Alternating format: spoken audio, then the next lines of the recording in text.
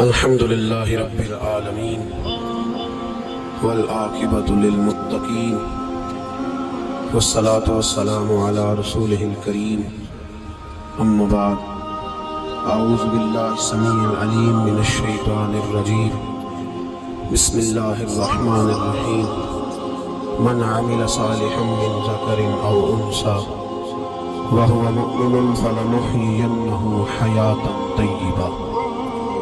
قال الله تبارك وتعالى في مقام آخر ومن أعرض عن ذكري فإن له معيشة ضنكا. صدق الله العظيم وصدق رسوله النبي الكريم. إن الله وملائكته يصلون على النبي يا أيها الذين آمنوا صلوا عليه وسلموا تسليما. اللهم صل على سيدنا ومولانا محمد معدن الجود والکرم وآلہ وصحبہ وبارک وسلم. عزیز دوستو، انسانی زندگی اثرات لیتی ہے. اچھے اثر بھی ہوتے ہیں، برے اثر بھی ہوتے ہیں. انسان کو موسم کا اثر بھی ہوتا ہے، انسان پر اس کے خاندان کا اثر بھی ہوتا ہے، انسان پر صحبت کا اثر بھی ہوتا ہے. بالکل اسی طرح انسان پر اس کی نیکی کا اثر بھی ہوتا ہے اور گناہوں کا اثر بھی ہوتا ہے. نیکی دل کو سکون دیتی ہے، گناہ انسان کو پریشان کر دیتے ہیں. نیکی اللہ کی رحمت کو متوجہ کرتی ہے. پھر حالت یہ ہوتی ہے کہ انسان اپنی ان پریشانیوں کا حل کہیں اور ڈھونڈتا پھرتا ہے، حالانکہ جب گناہوں کی بیماری لگے تو اس کی شفا توبہ میں ہوتی ہے، اس کا حل اللہ کے حضور معافی مانگنے میں ہوتا ہے، پہچاننے میں ہوتا ہے کہ مجھ سے کہاں غلطی ہو گئی، کس جگہ جا کے کمزوری میں نے دکھائی. ہر انسان اچھی، ٹھنڈی، خوبصورت، سکھ والی زندگی چاہتا ہے. اللہ کریم نے سورہ نحل کے اندر ارشاد فرمایا من عمل صالحا من ذکر او انثی، فرمایا جو بھی اچھے عمل کرے، چاہے مرد ہو چاہے عورت ہو، وہو مؤمن، شرط یہ ہے کہ مومن ہو. فَلَنُحْيِيَنَّهُ حَيَاةً طَيِّبَةً، فرمایا ہم اسے پاکیزہ زندگی عطا فرما دیں گے، حیات طیبہ دے دیں گے اسے، پاکیزہ زندگی. شرط کیا ہے؟ من عامل صالحا، نیک عمل کرے. کون سے عمل کرے؟ اٹھنا بیٹھنا، کھانا پینا، چلنا سونا جاگنا محتاط ہو اس کا، وہ نیکی کرے. قرآن پاک کے لفظوں کے حسن پر غور فرمائیے گا. فرمایا فَلَنُحْيِيَنَّهُ حَيَاةً طَيِّبَةً، ہم ضرور اسے پاکیزہ زندگی عطا فرما دیں. صاف ستھری زندگی، معیاری زندگی، خوبصورت شب و روز، آئیڈیل زندگی جس کو لوگ کہیں گے، وہ والی زندگی اسے دیں. اور دوسرے مقام پر سورہ طٰہٰ کی آیت نمبر 124 میں فرمایا وَمَنْ أَعْرَضَ عَنْ ذِكْرِي، جو ہمارے ذکر سے منہ پھیرے گا، جو ہمارا کھا کے چہرہ کسی اور طرف کرے گا، جو چلے گا ہماری زمین پر لیکن توجہ کسی اور طرف ہوگی، آسمان کی چھت ہماری بنائی ہوئی لیکن اس کے خیالات کہیں اور ہوں گے، فَإِنَّ لَهُ مَعِيشَةً ضَنْكًا، فرمایا ہم اسے تنگ زندگانی عطا کر دیں گے. اس کی زندگی تنگ ہو جائے گی، اس کی معیشت تنگ ہو جائے گی. گناہ زندگی کو تنگ کر دیتے ہیں، نیکی زندگی میں آسانی پیدا کرتی ہے. آپ کو اگر زندگی میں سکون چاہیے ہو تو آپ کسی غریب کی خدمت کر کے دیکھیں، اللہ کتنا سکون عطا کرتا ہے. آپ بڑے پاورفل بھی ہیں، بڑے طاقتور بھی ہیں اور بڑے باوقار بھی ہیں، لیکن کسی کو گالی دے کے آپ کا دل کبھی ٹھنڈا نہیں ہوگا، تکلیف ہوگی، اس کے اندر آزمائش ہوگی. ڈاکٹر ریسرچ کرتے ہیں، ڈاکٹر وہ کہتے ہیں گناہ کرنے سے آدمی جسمانی طور پر کمزور ہوتا ہے، لیکن وہی عمل اگر وہ بطور نیکی کرتے ہیں تو اللہ اس میں اسے قوت عطا فرماتا ہے، اسی عمل میں اللہ اسے قوت عطا کر دیتا ہے. میں صرف اشارہ دے رہا ہوں، اس بات کی تفصیل میں نہیں جانا چاہتا. میرے عزیز یہ یاد رکھیں کہ نیکی آپ کو سکون دے گی، نیکی آپ کو ٹھنڈا کرے. اللہ تبارک و تعالیٰ نے قوموں پہ عذاب نازل کیا اور قرآن مجید فرقان حمید نے ان قوموں کے تذکرے بیان فرمائے. بھائی کس لیے بیان کیے؟ کہ ہم عبرت حاصل کریں، ہم یہ غور کر لیں کہ یہ کام ہم نے نہیں کرنا، اس کام سے ہم نے بچنا ہے. ہم نے غور کرنا ہے کہ یہ چیز ہمارے اندر. لوگ کہتے ہیں نہیں جی نہیں، ہم پہ یہ عذاب نہیں آئے گا، بالکل نہیں آئے گا، اس میں شک نہیں. پر اللہ نے بیان کس لیے کیا تھا؟ بیان کیا قرآن مجید معاذ اللہ کسی ایسی چیز کا بیان کرتا ہے جس کی ضرورت نہ ہو؟ قرآن پاک نے ایک ایک حرف ایسا بیان کیا جس کی مسلمان کو ضرورت تھی۔ قوم نوح کا ذکر فرمایا قرآن پاک نے۔ حضرت نوح علیہ السلام کی قوم کو حضرت نوح علیہ السلام نے 1500 سال سمجھایا ہے۔ 15، کچھ لوگوں نے 950 سال لکھا ہے نا، اعلیٰ حضرت نے لکھا 1500 سال عمر ہوئی حضرت نوح علیہ السلام۔ اللہ تعالیٰ بندے کو جلدی سزا نہیں دیتا، بلکہ قرآن مجید میں ایک جگہ رب کریم اس طرح بھی فرماتا ہے کہ جب بندے مجھے بھول جاتے ہیں تو میں ان کے لیے نعمتوں کے دروازے کھول دیتا ہوں۔ بندہ سمجھتا ہے کہ میں کچھ تو ہے نا کہ میرے اندر کہ میں جدھر جاتا ہوں خیر ہی خیر ہو جاتی ہے، وہ سمجھتا ہے کہ میری عقل ہے، حالانکہ اللہ اسے ڈھیل دیتا ہے۔ اللہ اسے ڈھیل دیتا ہے۔ گناہ کی سزا کے 3 طریقے ہیں۔ ایک ہے متنبع کرنا، تنبیہ کرتا ہے اللہ، بندہ متنبع ہو جاتا ہے، یہ اللہ کا بہت بڑا احسان ہوتا ہے۔ ایک ہوتا ہے مہلت دینا، اور ایک تیسرا ہوتا ہے اللہ خفیہ تدبیر کرتا ہے۔ تھوڑا سا سمجھیے گا، انسان پر کوئی آزمائش آئی، فوراً اس کی چھٹی اس نے کہا کہ وہ فلاں جگہ غلطی کی تھی تب ایسا ہوا ہے۔ ہوتا ہے نا کئی دفعہ آواز آتی ہے نا اندر سے، چلے بول دیں کچھ نہیں ہوتا۔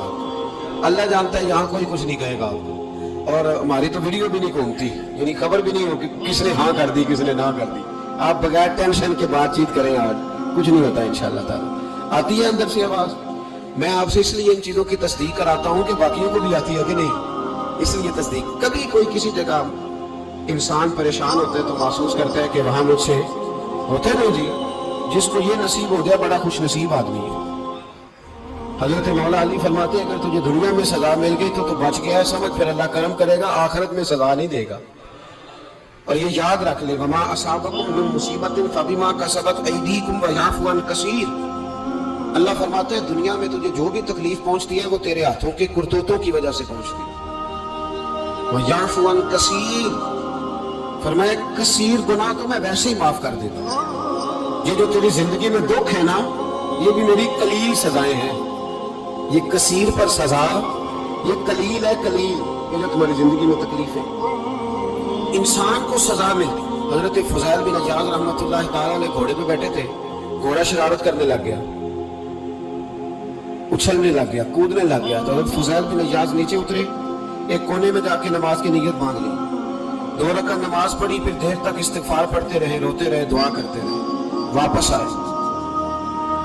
خادم عرض کرنے لگے حضور سمجھ نہیں آئی، گھوڑے نے تھوڑی سی شرارت کی، وہ بدکا ہے، آپ نے اس کو چھوڑا ہے اور چھوڑ کر کے آپ نماز میں لگ گئے۔ تو حضرت فضیل بن عیاض فرمانے لگے جب بندہ اللہ کی نافرمانی کرتا ہے نا تو جو چیزیں اس کی فرما بردار ہوتی ہیں وہ اس کی نافرمانی کرنے لگ جاتی ہیں۔ تو مجھے محسوس ہوا تھا کہ میں نے کہیں اللہ کی نافرمانی کی ہے، اس لیے ایسا ہوا ہے کہ میرے گھوڑے نے میری، تو میں توبہ کرنے لگا ہوں، اور آپ دیکھتا ہوں بیٹھ کے بھلا کیا ہوتا ہے، میں نے سچی توبہ، حالانکہ مجھے یاد نہیں کہ میں کہاں بولا، پر کھری اور سچی توبہ کی۔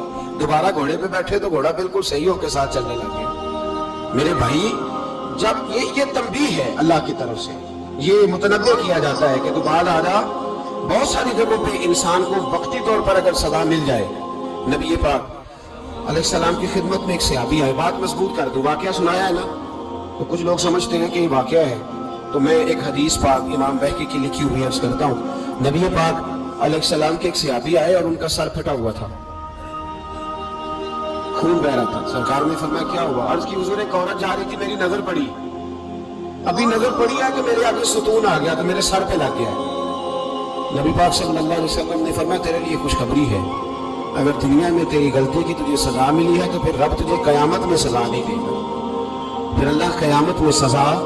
بعض گناہ ایسے ہیں جن کی یہاں بھی سزا ملے گی اور وہاں بھی ملے، لیکن میرے بھائی پہلی بات یہ ہے کہ اللہ تعالیٰ اس غلطی کی یہی سزا دے لے، اور دعا فرمائے اللہ تبارک و تعالیٰ یہاں بھی معافی عطا فرمائے، وہاں بھی معافی عطا فرمائے، اللہ درگزر بھی فرمائے۔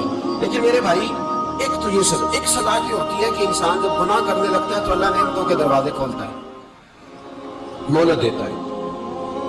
500 سال تک فرعون کو مہلت دی، کتنے؟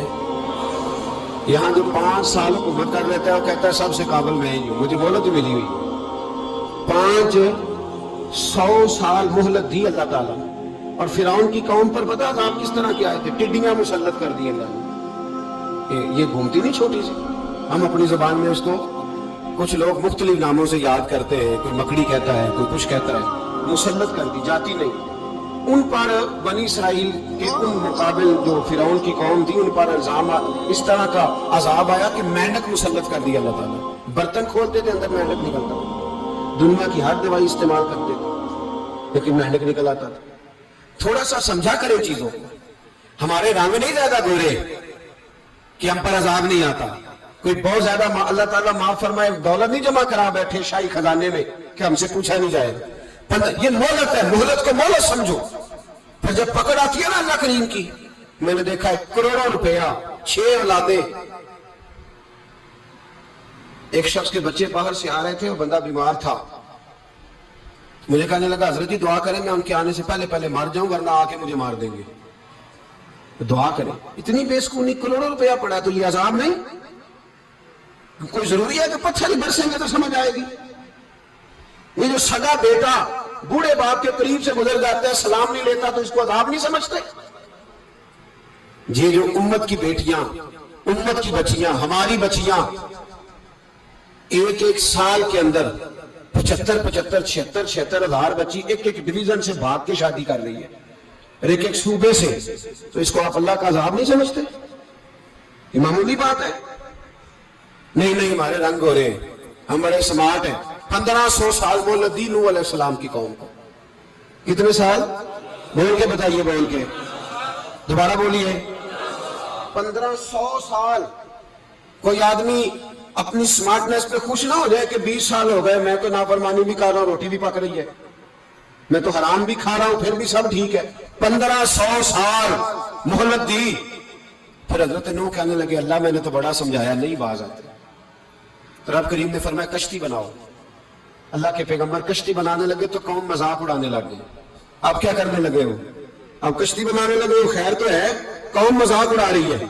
حضرت نوح علیہ السلام کا آپ نے کشتی بنائی، پانی کہاں سے نکلا؟ نہ بارشیں ہوئی نہ سیلاب آئے، ایک تندور تھا اس کے اندر سے پانی نکلنا شروع ہو گیا۔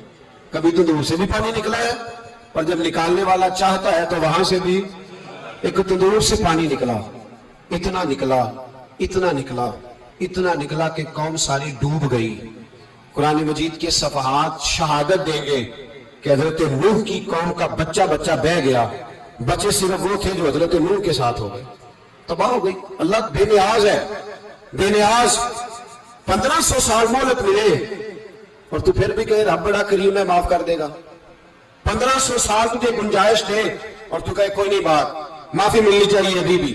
میرے بھائی، حضرت صالح علیہ السلام کی قوم، حضرت صالح نے تبلیغ شروع کی تو کہنے لگے پہلے معجزہ دکھاؤ۔